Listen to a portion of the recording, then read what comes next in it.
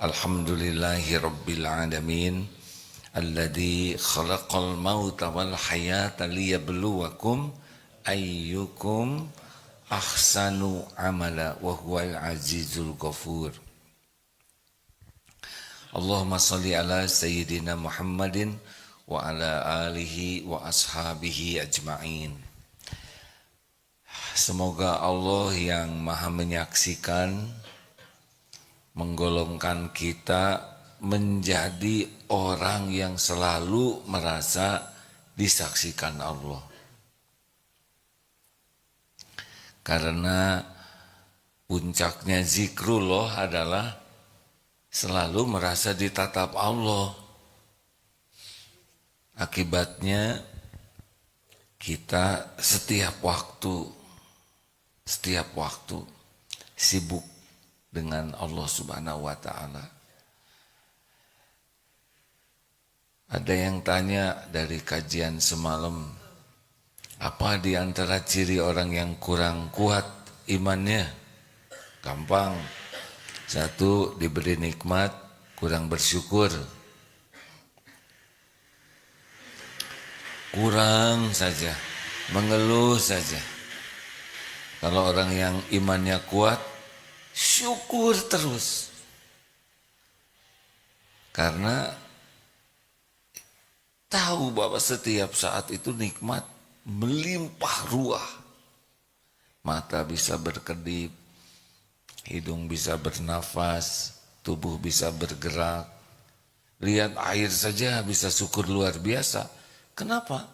Ya kita tidak perlu nimba air, tidak tahu mata airnya di mana, bagaimana pH-nya jadi 7, bagaimana bebas dari bakteri, semua ada. Bisa tidur, syukur. Berapa banyak yang tidak bisa tidur? Bisa bangun, syukur. Berapa banyak yang tidur tidak bisa bangun? Bisa duduk, syukur. Bisa berdiri, syukur. Bisa melangkah, syukur. Karena tidak semua orang dapat bisa bangun, bisa duduk, bisa berdiri, bisa jalan, benar? Bisa nafas, syukur. Bisa kedip, syukur. Masya Allah. Bisa menggerakkan tangan, syukur. Berapa banyak yang tangannya tidak bisa bergerak? Maka orang yang kuat iman, hidupnya bersyukur terus. Orang yang kurang kuat imannya, mengeluh. Sibuk dengan yang tidak ada. Yang kedua, kalau diuji oleh Allah, kurang sabar, rewel, berkeluh kesah, ngerasulo. Padahal ujian ini bagian dari kasih sayang Allah. Kita punya anak sekolah diuji, kita ngutang demi anak lulus ujian, benar? Semua nabi diuji oleh Allah sebagai pembuka kemuliaan, pembuka keberkahan. Ujian itu bagian dari nikmat.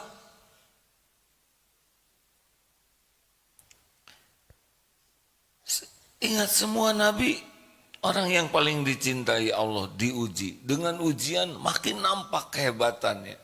Betul? Kalau kita tidak dihina, kita tidak ketahuan kesabarannya. Tapi ketika kita dihina orang, lalu kita bersabar, kelihatan itu kesabarannya. Jadi ujian itu benar-benar bagian yang harus disyukuri. Dan hidup ini sepenuhnya ujian. Nah, bagi orang yang kurang iman, takut. Kita tidak menantang ujian dari Allah. Tidak, kita berlindung kepada Allah dari segala fitnah. Ya. Tapi kalau sudah ditakdirkan kita menghadapi sesuatu, ridho. Karena kita ini milik Allah. Sesuka Allah. Mau diapain saja diri kita, sesuka pencipta kita. Dan Allah yang menciptakan kita itu Allah yang maha baik. Yang tidak pernah berbuat buruk. Yang maha pengasih dan penyayang. Yang tidak ada kezoliman. Dan selama ini pun Allah berbuat baik kepada kita terus-menerus. Bayangkan kita ini milik Allah yang maha baik, yang bersih, selamat dari perbuatan zolim. Selama ini pun berbuat baik, tidak pernah berhenti setiap saat, lalu menguji kita pasti untuk kebaikan. Kalau yakin seperti itu, ridho. Mau diapain saja diri kita oleh Allah, ya enggak apa-apa. Ini kan bukan milik kita diri ini. Jadi orang yang kuat iman, dia ridho dengan apapun yang Allah takdirkan. Dia berbaik sangka kepada Allah. Orang yang kuat iman menikmati ujian ini sebagai bagian dari kasih sayang Allah. Menikmati ujian ini sebagai penggugur dosa. Menikmati ujian hidup ini sebagai pengangkat derajat. Pahala melimpah. Jadi tidak ada komplain. Tapi yang kurang iman, kenapa saya begini? Allah tidak adil. Oh, padahal kalau diadili dia musnah. Ya kalau sholat kita barusan diadili aja udah berantakan kita, Pak. Jadi orang yang makin kuat imannya akan menikmati saja apapun yang Allah perbuat bagi dirinya, tidak ada masalah. Harta mau diberi, mau ditahan, mau diambil oleh Allah, ya sesuka yang punya, benar. Dan disyukuri saja, karena pasti ada kebaikan. Kita tukang parkir tidak pernah menyebut musibah ketika mobilnya diambil pemiliknya, ya kan? Kita merasa milik kita, jadi sering menganggap musibah. Seperti tubuh ini ya, saya juga tidak tahu nih, tubuh saya ini akan sama-sama pulangnya atau ada yang pulang duluan. Ada yang jari duluan, ada yang kaki duluan, ya kan? Baru lihat YouTube, seorang bapak-bapak yang kerja, lalu dua tangannya ini kena mesin, dua-duanya hilang separuh. Ini sudah ada waktunya pulang duluan, hadirin. Gara-gara tangannya tidak ada, jadi YouTuber ya. Karena dia pakai alat sendiri, buat nyuapin, dan itu menarik untuk dakwah. Saya lihat sebagian sudah pada pulang duluan ini kan. Coba nyengir. Giginya udah duluan sebagian, ya kan? Ridho. Baik sangka. Faman rodiya falahu ridho. Barang siapa yang ridho kepada takdir Allah, Allah ridho kepada kita. Kalau kita ridho, dan Allah pasti tahu hati kita ridho, maka Allah akan membuat hati kita ringan menghadapi cobaan ini. Lalu Allah juga menolong kita menjalani ujian ini dan berpahala. Kalau kita tidak ridho, waman sakhito falahu suktu. Allah jadi marah dan hati jadi sempit, jadi berat hidup ini dan jadi sulit jalan keluarnya. Plus jadi dosa, rugi. Ingat teorinya, teori genteng jatuh ya. Kalau genteng jatuh kena jidat, bagaimana? Jawab, benjol. Tidak boleh mengatakan, saya tidak terima. Saya tidak terima. Tidak mungkin nyebut tidak terima. Karena tanda terimanya sudah ada ya, benjol. Jadi bagaimana? Terima, udah diterima, kan udah benjut. Tinggal diakalin saja supaya benjutnya sembuh.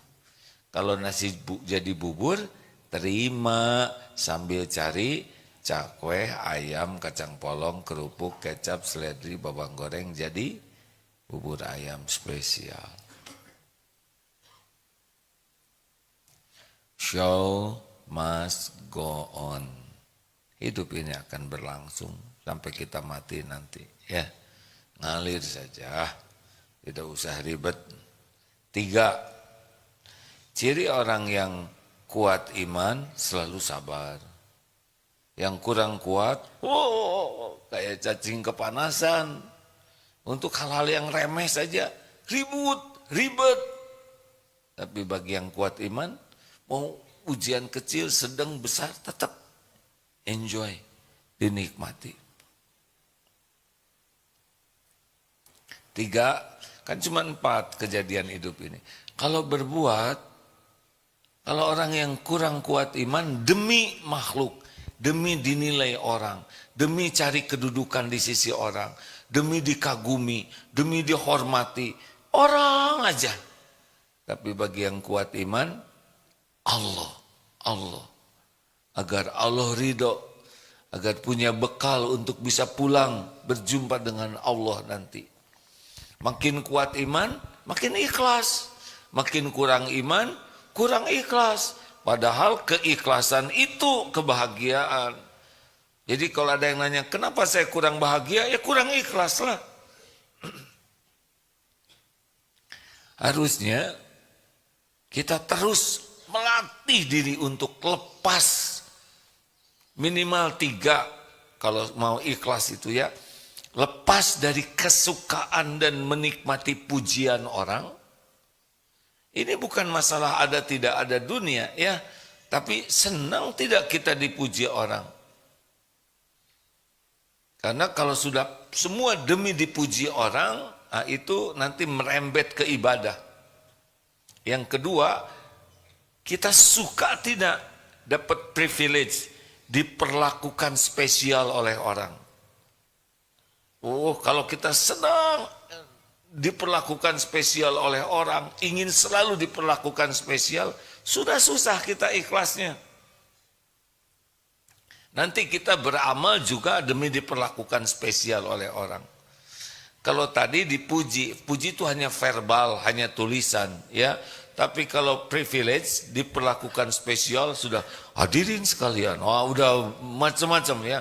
Cara duduk, kursi, mobil dibukakan, pokoknya banyak yang mabok ingin diperlakukan spesial. Biasanya dengan kedudukan, pangkat, gelar, jabatan, penampilan, harta, popularitas itu bisa membuat orang dapat privilege. Dan kalau ini yang diniatkan, gak bahagia. Adik-adik santri, perlukah kita jadi orang terkenal? Jawab. Perlu tidak? Perlukah kita ingin jadi orang ngetop? Mau apa?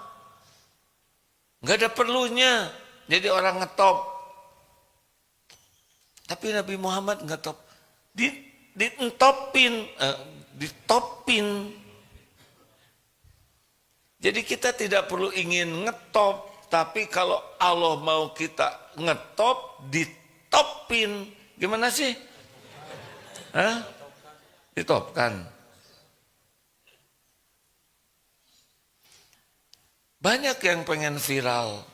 Nggak ada yang nonton selain dia sendiri. Tapi banyak juga yang tidak pengen viral, diviralkan. Viral itu terserah Allah. Kenapa dong pakai medsos? Saya emang nggak pusing mau terkenal atau tidak, mau ada yang nonton atau tidak, mau ada yang nyimak, itu mah bukan urusan saya, itu urusan MK Digital ya. Kalau AA ya bagian bicara aja gini, sebisa mungkin bicaranya sing ikhlas, kemudian yang disampaikannya sekuat tenaga benar, dan berusaha mengamalkannya. Udah cuman itu yang bisa saya lakukan. Perkara siapa yang harus nonton, ya terserah Allah. MK Digital dengan timnya membuat sedemikian rupa sebagai ladang amalnya. Sing ikhlas, berusaha keras ikhlas. Apa sih ciri orang ikhlas? Menikmati. Menikmati. Sholatnya nikmat, doanya nikmat, sedekahnya nikmat, nolong orang nikmat. Kenapa bisa nikmat? Karena Allah ngasih nikmat. Kenapa Allah ngasih nikmat? Karena Allah tahu kita tidak berharap dari makhluk. Pengen dipuji, pengen diperlakukan spesial, dan ingin sesuatu yang ada di tangan orang. Ini kembali diingatkan, tidak akan bosan mengingatkan ini ya. Karena ada yang dari awal tuh sudah pengen aja dikasih orang. Punya temen, ada uangnya, pengen ditraktir aja. Padahal kita punya. Nggak usah pengen ditraktir. Ya tapi kan lumayan ngirit. Pengen nerak. Gimana sih? Traktir. Neraktir. Naik angkot. Pura-pura susah ngeluarin uang di dompet. Karena pengen diongkosin. Yang getir itu adalah makan bersama. Giliran udah habis, aduh maaf saya mau ke toilet. Semuanya di toilet ngumpul 5-5-nya. Nanti masuk yang ke-6 kasirnya ya. Tidak akan berkurang rezeki dengan sedekah. Ayo jangan ingin dikasih. Nanti kita bisa menilai seseorang jadi jelek hanya karena kita pengen dikasih. Gak nyangka ya, orang itu ternyata pelit. Emang kenapa dia pelit? Ya masa pulang dari Mekah nggak bawa oleh-oleh gitu. Nggak ada urusan. Jangan, kalau kita tidak berharap apa-apa dari orang lain, lega hati ini. Enak, ringan, tidak ribet pikiran kita, tidak akal-akalan. Sudah, Allah lah. Allah maha memiliki semua karunia. Kita berharap dari makhluk, Allah tidak ngasih, kita kecewa benar. Kalau kita berharap dari Allah, Allah mau ngasih, ketemu kok. Wa yuridka bi khairin fala radda li fadli. Yusibu bihi man yasha'u min ibadihi wa huwal ghafurur rahim. Surat Yunus 107. Nah, itu latihannya. Kalau mau kuat iman, jangan pengen dipuji apapun, jangan ingin diperlakukan spesial, dan jangan ngarep-ngarep sesuatu yang ada di tangan orang. Kalau kita udah banyak harapan, acting kitanya tuh. Dibagus-bagusin karena pengen diberi. Gimana kalau kita pedagang? Kalau mau baik, baik saja. Bukan supaya orang beli. Baik-baik saja. Kenapa baik? Ya kan amal soleh kita. Wa ahsinu innallaha yuhibbul muhsinin. Dan berbuat baiklah kalian. Profesionallah kalian. Lakukan all out yang terbaik. Kita profesional tuh ini dalilnya ya. Al-Baqarah 195. Wa ahsinu innallaha yuhibbul muhsinin. Selesai di sini. Kita berbuat baik ke pembeli bukan supaya dia beli, tapi berbuat baik ke pembeli karena Allah menyuruh kita berbuat baik dan Allah menyukai. Berbuat baik kepada keluarga, lakukan aja. Bukan supaya dikagumi ayah yang baik, ayah teladan, ibu yang mulia. Enggak ada urusan. Urusan kita adalah berbuat baik itu diperintah Allah dan Allah menyukainya. Kalau mau jujur, jujur. Kalau kerja misalkan, kenapa saudara disiplin sebagai karyawan? Lah kan Allah nyuruh. Allah suka. Saudara pengen karirnya bagus ya. Gak ada urusan dengan karir. Terserah Allah.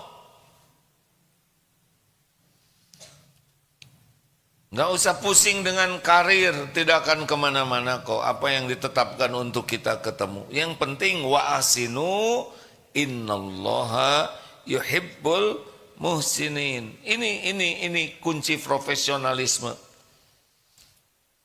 Ibu yang baik aja. Bukan supaya suami tidak berpaling ke lain hati. Susah. Mau gimana? Sama kalau jadi guru yang baik aja. Nanti Allah yang ngebulak-balik para santri, para murid. Bukan kita yang ngebulak-balik. Hebat sekali Islam itu ya. Membuat orang tuh bahagia.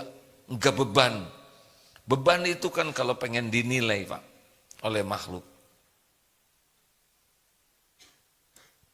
Halo? Mikir apa? Hulang. Saya lihat matanya ke depan tapi kayak ngenerawang gitu. Dan yang ketiga, keberapa?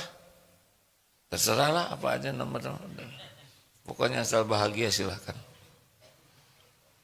Kan cuma 4 kejadian hidup ini. Dapat nikmat, diuji, itu dari Allah. Dari kitanya berbuat, beramal, dan bersalah, kita akan tergelincir.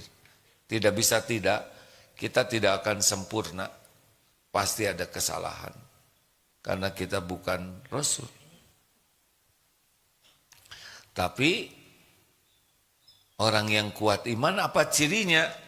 Walladzina idza fa'alu fahishatan au zalamu anfusakum zakarullah fastaghfaru lidunubihim wa may yaghfiru dunuba illallah wa lam yusirru ala ma fa'alu wa hum ya'lamun. Surat Ali Imran 135. Jadi ketika berbuat salah segera ingat Allah, itu kuncinya, dan minta ampun. Nah, orang yang kuat iman itu tidak ingin berbuat salah, tapi ketika tergelincir, cepat, astagfirullah, cepat. Makin cepat ingat Allah, makin sering ingat Allah, makin yakin, ini makin